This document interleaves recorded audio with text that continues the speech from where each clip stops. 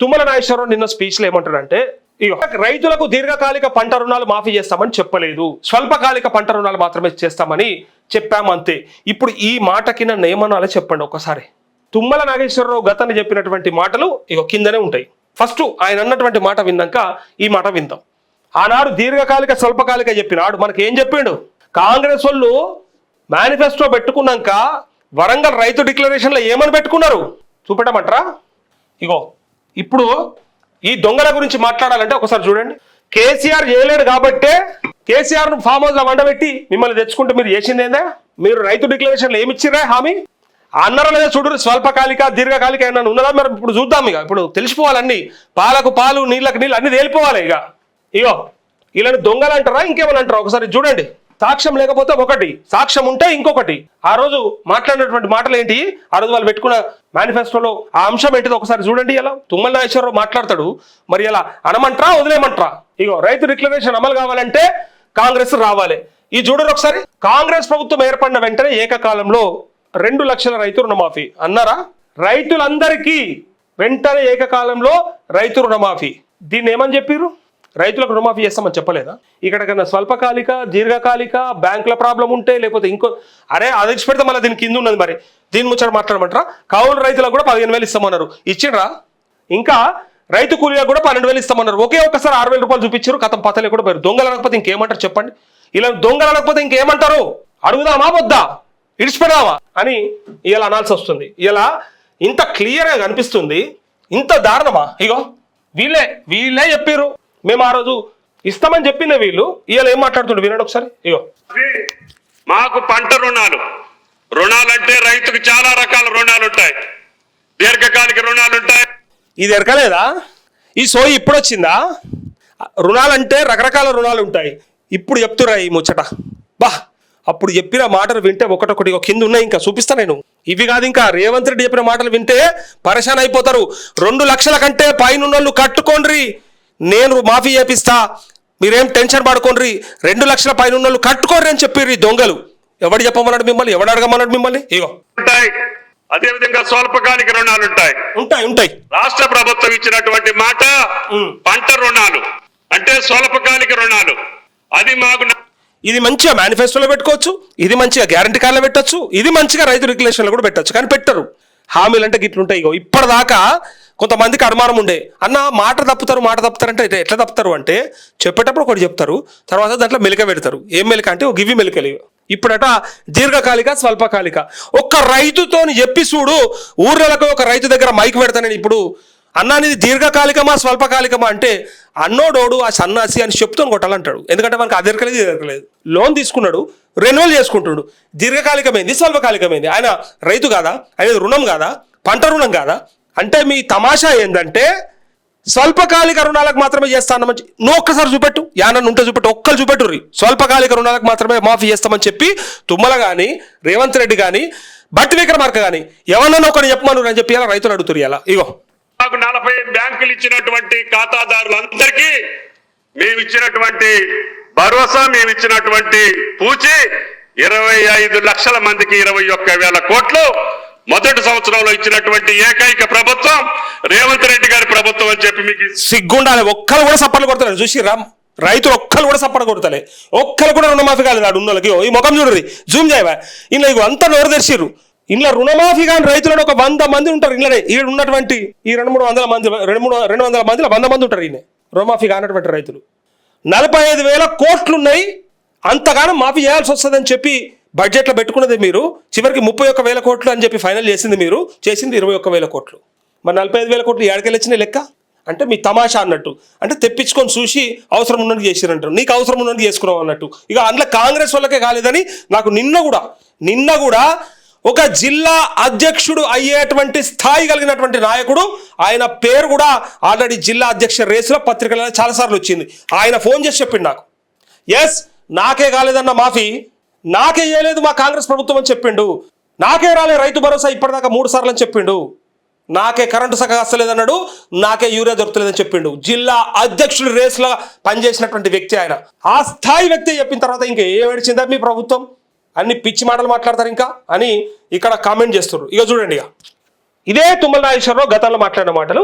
పైన వాళ్ళకు ఏమన్నాడో ఒకసారి వినిపిరు. రుణమాఫీ చెప్పాం, 2 లక్షల రుణమాఫీ చెప్పాం. 15 ఆగస్టు లోపు, ఆగస్టు 15కి 2 లక్షల లోపు ఉన్నటువంటి వాళ్ళందరికీ చేస్తాం. ఓకే, 2 లక్షల పైన ఉన్నటువంటి వాళ్ళకు కూడా రేపు రైతు సదస్సులో మిగిలినటువంటి వాళ్ళకి ఎప్పుడు ఇస్తాం, ఏ రకంగా ఇస్తాం, మొట్టమొదటి సంవత్సరంలోనే మేము తప్పకుండా రుణమాఫీ పూర్తి చేస్తామని చెప్పి కూడా ముఖ్యమంత్రి గారు కేబినెట్ నిర్ణయించుకున్నాం.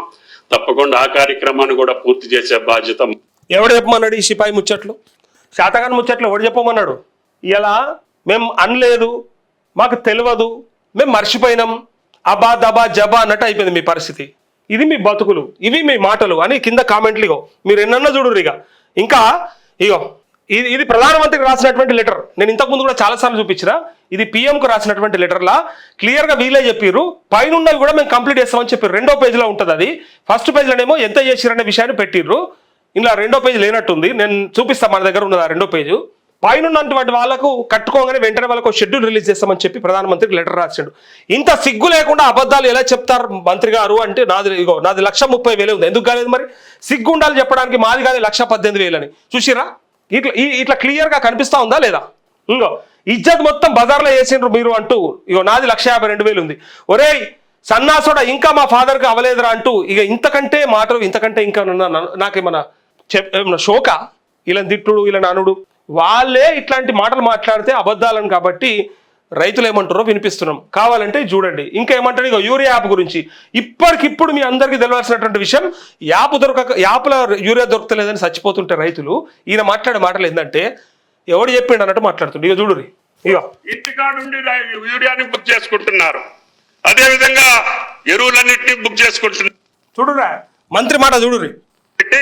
90% రైతులు ఇంటికాడుండి యూరియాని బుక్ చేసుకుంటున్నారు, అదేవిధంగా ఎరువులన్నింటినీ బుక్ చేసుకుంటున్నారు. రైతు 90% ఇంటికాడుండి చేసుకుంటారట. మీరు ఎందుకు మరి? మీకు ఏమవసరం? ఇంటికాడుండి చేసుకోగా మళ్ళీ ఎందుకు యూరియా దొరకలేదని అదని ఇదని ఎందుకు తమాషాలు చేస్తారు? మంత్రి చెప్తున్నారు కదా ఇంటికాడుండి చేసుకుంటారు అన్నాక మీకేం ఇబ్బంది అవుతుంది? మరి బంగారం వస్తుంది కదా, ఇంకేం ఇబ్బంది అవుతుంది? ఇంకా చూడండి, ఇక ఇంకేమంటాడు. ఇక నిన్న 2 ఎకరాలు రిలీజ్ చేసిండు. ఇంకో మాట వినుర్రి. అవును, మేము పోయిన అసెంబ్లీలో రైతు బంధు వేయలేదు, ఎగబెట్టినాం. అసెంబ్లీలో మాత్రమే 2,000 కోట్లు చిల్లరి మేము రైతు ఖాతాలో జమ చేయలేదు. అది వాస్తవం, మేము ఒప్పుకుంటాం. అది విన్నారా? ఒక్కసారి చేయలేదని చెప్తున్నారు. వాస్తవమా? 6 సార్లు ఇవ్వాల్సినటువంటి రైతు భరోసా ఒక్కసారి కాదు, 2 సార్లు కాదు. వీళ్ళకు లెక్కలెరకనా లేదా? తెలుసా తెలియదా? కావాలనా లేకపోతే అవతల పిచ్చోళ్ళు అనుకుంటున్నారా? చెవులలో పువ్వులు పెడతారో తెలియదు. కానీ వీళ్ళు ఎక్కింది ఇగో నవంబర్ చివరిన ఎలక్షన్ అయితే నవంబర్ డిసెంబర్లో ఇవ్వాల్సినటువంటిది ఒకటి, నవంబర్ 23. మీరే చూడురిగా ఏప్రిల్ ఆర్ మేలో ఇవ్వాల్సినటువంటిది ఏదైతే ఉందో 24. ఇదే మళ్ళా డిసెంబర్ అనుకుందాం 24. ఇదే మళ్ళా ఏప్రిల్ 25.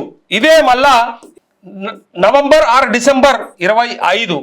ఇప్పుడు ఇది సరే ఏప్రిల్ పోయింది, అన్ని పోయినాయి, జూలైకి వచ్చింది అనుకో, జూలై 26. 1 2 3 4 5 6 సార్లు ఇవ్వాలనా? ఇవన్నా ఇవ్వద్దా చెప్పురి. ఇంట్లో ఇది ఫస్ట్ది కేసీఆర్ తీసిపెట్టింది పైసలు. కేసీఆర్ తీసిపెట్టి వేద్దామని టైం మీద ఎలక్షన్ కోసం పెట్టిండు అనుకుందామా? సరే ఎలక్షన్ ముందు ఎట్లాగూ ఆ టైం వచ్చింది కాబట్టి చేస్తే 2 కలిసి వస్తాయి అనుకుందామా? పైసలతో ఓట్లు కొందాం అనుకున్నారా? తర్వాత సంగతి. కానీ ఇప్పుడు పడకపోయేదా? కానీ ఎలక్షన్ కమిషన్ ఆఫ్ ఇండియా పోయి ఆపేసిరు. ఎవరు? కాంగ్రెస్ వాళ్ళు పోయి ఎలక్షన్ కమిషన్ దగ్గర కూర్చొని, సెంట్రల్ ఎలక్షన్ కమిషన్ దగ్గర కూర్చొని ఓ లెటర్ రాసి ఆపేసేయండి, ఇది వేస్తే మళ్ళీ కేసీఆర్ గెలుస్తారని చెప్పి ఆపేస్తే ఇగో ఈ పైసలు తెచ్చి గీడేసిర్రయ్యా. ఇగో ఈ పైసలు తెచ్చి ఏప్రిల్లో ఈ ఎన్నికలు ఉండే, పార్లమెంట్ ఎన్నికలు ఉండే, దీనికోసం వేసారు. ఇక ఈడికలు చెప్తాయి ఇక ఎగబెట్టిన విధానం. డిసెంబర్ 24 ఇల్లే అంటారా, ఎగబెట్టిండే. ఏప్రిల్ 25 2 ఎకరాలు, 2 అంటే 2 ఎకరాలు ఆయన వేసింది, 2 ఎకరాల వరకే వేసిండు. ఇంకొకటి మొన్న పూర్తిగా వేసారు. పూర్తిగా అంటే మళ్ళా 50 ఎకరాలకు 60 ఎకరాలకు అందిందా లేదా మనకు ఎరకలేదు. 14 ఎకరాలు హైయెస్ట్ అని చెప్పినాం. ఆ లెక్క ప్రకారం ఒక్కసారి వేసాడు. ఇది ఫుల్గా వేసిండు. 6,000 రూపాయలు పెంచడానికి వేసారు కదా, యాదకుందా? ఇది లెక్క. ఇప్పుడు చెప్పుండ్రి, వీళ్ళు ఎగబెట్టింది ఎంత, ఇచ్చింది ఎంత అంటే 1 2 3 4 5 6 సార్లు రావాల్సిన రైతు భరోసా ఇగో ఒక్కసారి ఇది ఇక ట్రాన్స్ఫర్ చేసినట్టు, అంటే ఇళ్ళకి మార్చిరు కాబట్టి ఇది 2వ సారి, ఇది ఒక్కసారి, ఇది సగం. ఇప్పటిదాకా వీళ్ళు వేసింది 2.5 సార్లు. 2.5 సార్లు మాత్రమే. 2.5 సార్లు అంటున్నా అంటే నర అంటే అర్థం చేసుకొని 2 ఎకరాలకి. అందుకే నర కూడా కాదు, పావే. అది ఇలా 10 ఎకరాల వరకు పడుతుంది అంటే అది పావు కింద వస్తుంది. కాకపోతే 2.5 అని అనుకుందాం. 2 సార్లు వేసిన వీళ్ళు 4 సార్లు ఎగబెట్టిన వీళ్ళని ఇంకేమనాలి? మళ్ళా సిపాయిలు లెక్క మొన్న ఒక్కటిసారి రాలే, మొన్న యాసంగికే వేయలే. మరి ఎందుకో గీ పంటకు రాకపోయా? అంతకంటే ముందు గీ పంటకు ఎందుకు రాకపోయా? ఇవన్నీ లెక్కలు లేవా? మరి 4 సార్లు ఎగబెట్టిన లెక్క అయినా ఏడిచింది కదా, మరి దీని గురించి ఏం చెప్తావు అంటే మాట్లాడరు వాళ్ళు. ఎందుకంటే రైతులు మర్చిపోతారు అనుకుంటారు. మనం ఇంత క్లియర్ గా చెప్తున్నాం కదా, రైతులు మర్చిపోయి ఉంటారులే అనుకున్నాడు. ఖాళీ యాసంగిలో మాత్రమే ఎగబెట్టినామని చెప్తాడు. అది కేవలం ఉద్యోగస్తుల యొక్క భారం. మేము ఇచ్చినటువంటి మాట లక్షలాది మంది జీవితాల్లో వెలుగులు నింపడం కోసం మొన్న యాసంగిలో ఆఖరి కిస్తీ మాత్రమే ఇయ్యలేదు. ఎందుకు ఇయ్యలేరు? ఆఖరి కిస్తీ మాత్రమే ఇయ్యలేదు. మరి అంతకంటే ముందు గురించి మా కామెంట్లు తీస్తే దునియా ఉంటాయి. ఇంకా చూడరు ఇంకా ఏం మాట్లాడతారు. సర్పంచులు నా ఇంటికి ముట్టడిస్తామని అంటున్నారు. వస్తే రండి, చాయ్ పోస్తా, టిఫిన్ పెడతా. నా ఇంటికి ఎవరైనా నిరసన తెలియజేయడానికి వస్తే ఎప్పుడన్నా అడ్డుకున్నానా? అడ్డుకోలేదా? కనబడతలేదా? నేను ఎప్పుడైనా ఎవరైనా రానియలేదా? ఇక మా సర్పంచులు అంటారు రేవంత్ రెడ్డి ఇల్లు ముట్టడి చేస్తామని. సంతోషం, రాని వస్తే చాయ్ పోస్తా, టిఫిన్ పెడతా. నేను ఎప్పుడైనా ఎవరైనా రానియలేదా? రానిచ్చినవా లేదా? కింద అంగన్వాడీ టీచర్లు చెప్తారు. ఎవరు అవసరం లేదు, సాక్ష్యం కూడా అంగన్వాడీ టీచర్లే ఉన్నారు. ఇంకా నేను మాట ఇస్తే ఖచ్చితంగా చేస్తా, మాట కోసం ఏదైనా చేస్తా అనే పేరు కోసం ఆ ప్రయత్నం అంతా. మాట మాట్లాడితే నిలబడతాడు, మాట కోసం ఎంతకైనా నిలబడతాడు అనే పేరు కోసమే ఈ ప్రయత్నం అంతా. నాకు కానీ మాట కోసమేనట ప్రయత్నం అంతా. ఎంత కోసమైనా మాట కోసం నిలబడతాడు అనే ప్రయత్నం కోసమే నేను చేస్తున్నా తప్ప ఇంకా వేరే దాని కోసం కాదంటుడు. కానీ ఎన్ని అబద్ధాలు ఆడిండు, ఎన్ని హామీలు ఇచ్చిండు, ఎన్నిసార్లు మోసం చేసిండు అనే దాన్ని కొన్ని 100 సార్లు మనం చెప్పుకున్నాం. ఇక చెప్తే ఇప్పటిదాకా వాళ్ళు కదా అన్న ఎంతసేపు ఆయన గురించి చెప్పిన వేస్ట్ అని చెప్తారు చూడు, ఆ టైపు అనిపిస్తుంది అన్నట్టు. ఇంకా అరుంధతి సినిమాలాగా కేసీఆర్ అనే రాక్షసుని బంధించిండట. ఆ పసి అరుంధతి సినిమా చాలా దీంట్లో అరుంధతి సినిమా ఎంతమంది చూసిందా? చేతురి ఆ పశుపతిని బంధించారా? గట్లనే ఫామ్ హౌస్ లో బంధించిన పశుపతిని మళ్ళా గొలుసులు తెచ్చేది లేదు. అరుంధతి సినిమాలో రాక్షసుని ఎట్లయితే బూతు బంగళాలు వేసి బంధించినమో ఈ రాక్షసుని కూడా ఫామ్ హౌస్ లో గొలుసులు వేసి మా రైతులు బంధించారు, బయటకు రానిచ్చేది లేదు. ఇక అదే ఇట్లా మాట్లాడితే బీఆర్ఎస్ వాళ్ళు ఏమంటారంటే, బీఆర్ఎస్ వాళ్ళు పక్కకు పెడితే కేసీఆర్ మీద ప్రేమ ఉన్న తెలంగాణ ప్రజలు ఏమంటారంటే, నువ్వు ఇట్లా దిగుతావో లేదో ఆయనన్నా కనీసం ఫామ్ హౌస్కు పని మీద బయటకు నిన్నైతే పక్కా చెర్లపల్లి చెంచల్ కూడా అని డిసైడ్ అవుతారు. వాళ్ళు చెప్తారు కింద కామెంట్స్లో అదే ఉంటారు. కాబట్టి మీరు చూసుకోరు. ఢిల్లీకి పోతే ఇజ్జత్ ఇస్తలేరు. ఎట్లా ఇస్తారు? మనకి ఇజ్జత్ ఉంటే ఇస్తారు. ఢిల్లీకి పోతే ఇజ్జత్ లేదు, గల్లీకి పోతే ఇజ్జత్ లేదు. ఎందుకు లేదు? మన క్యారెక్టర్ ఏమన్నా బ్రహ్మాండమైన క్యారెక్టర్ అయితే ఉంటుంది. మనం ఏమన్నా ఒక కాజ్ కోసం నిలబడితే లేదా ఒక ప్రయత్నం గట్టిగా చేస్తే పేరు ఉంటుంది. నువ్వేమన్నా మాయావతివా, కేసీఆర్వా, కేజ్రీవాల్వా, లేకపోతే ఇంకా ఏమన్నా పెద్ద నాయకులు చాలా మంది ఉన్నారు, నరేంద్ర మోదీవా?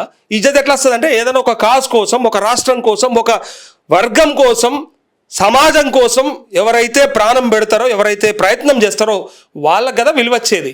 నువ్వే చెప్తివి నేను గుంపు వేస్తున్నా అని చెప్తివి, నేను తొక్కుకుంటూ వచ్చినా అని చెప్తివి, నేను ఎక్కుకుంటూ వచ్చినా అని చెప్తివి, నేను ఒక్కొక్కని పేగులు మెడలేసుకుంటా అని చెప్తివి. కాబట్టి ఈ రాక్షసుడు నాయన, ఈ సక్కనోడు కాదు, ఈయనేం పెద్ద క్యారెక్టర్ ఉన్నాడు కాదు అని సపరేట్గా పక్కకు జరుగుతారు. దొంగ అని పక్కకు జరుగుతారు. ఓటుకు నోటు కేసులో అడ్డంగా దొరికిన తర్వాత ఇంకేమడిచింది నీ క్యారెక్టర్? ఇజ్జత్ ఎడికెళ్ళి ఇస్తారు. ఇంకా ఆ ఇజ్జత్ కూడా మా తెలంగాణ ప్రజల భిక్షం.